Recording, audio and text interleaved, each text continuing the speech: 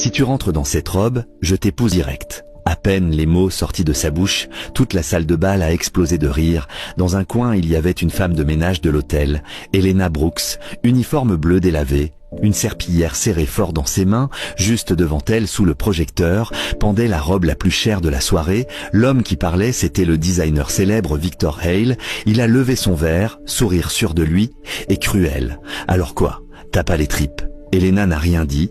Elle a baissé la tête et elle est partie. Les rires derrière elle ont encore monté, mais dans ses yeux, il n'y avait aucune honte, juste une seule chose, une lucidité jusqu'aux os, celle qui vient quand on t'a écrasé trop de fois, parce que personne là-dedans ne savait que la femme qu'il se moquait allait bientôt les laisser sans voix. Le lendemain matin, 5 heures du matin, le réveil a hurlé. Helena a fixé le plafond fissuré de son petit appart dans le sud de Phoenix. Un instant, elle avait vraiment pas envie d'aller bosser, mais la faim l'a vite rappelée à l'ordre. La dignité, ça paie pas, le loyer.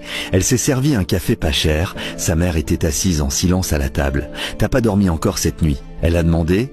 Helena a secoué la tête. « Ça va, sur la vieille télé. » Les infos repassaient, le gala de mode d'hier soir. La pièce la plus commentée de la soirée, disait la journaliste, la robe noire de Victor Hale va bientôt apparaître à une vente privée aux enchères. Helena s'est figée. Sa mère l'a regardée doucement. « Tu y étais hier soir, hein ?» Helena n'a pas répondu. Cette robe noire lui brûlait la tête. Pas comme un désir, plutôt comme une blessure qui refuse de se fermer. Elle a éteint la télé et elle a soufflé. « Un jour, je porterai un truc comme ça. » Elle est sortie. Et elle a pris le bus pour aller au travail. Autour d'elle, les gens parlaient de loyer, de factures, de survie. Elle regardait par la fenêtre, des salles de sport, des cliniques esthétiques, des pubs beauté partout. Elle ressentait pas de jalousie, elle avait faim de dignité. Après le boulot, elle est pas rentrée. À la place, elle s'est arrêtée devant une vieille salle de sport du quartier. Sur la porte, il y avait écrit « Première semaine offerte, le changement commence aujourd'hui ». Elle a pris une grande inspiration et elle est entrée. L'air sentait le fer et la sueur. Une coach, forte et sympa, est venue vers elle. « Première fois ici ? » « Oui ». Helena a dit « Je veux récupérer ma vie ».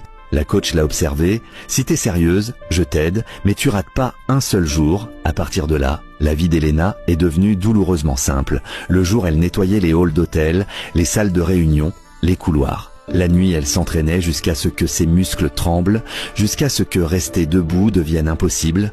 Pendant 2 ans, elle a raté les fêtes, perdu des amis, et elle s'est regardée dans le miroir un nombre incalculable de nuits à 2 heures du matin.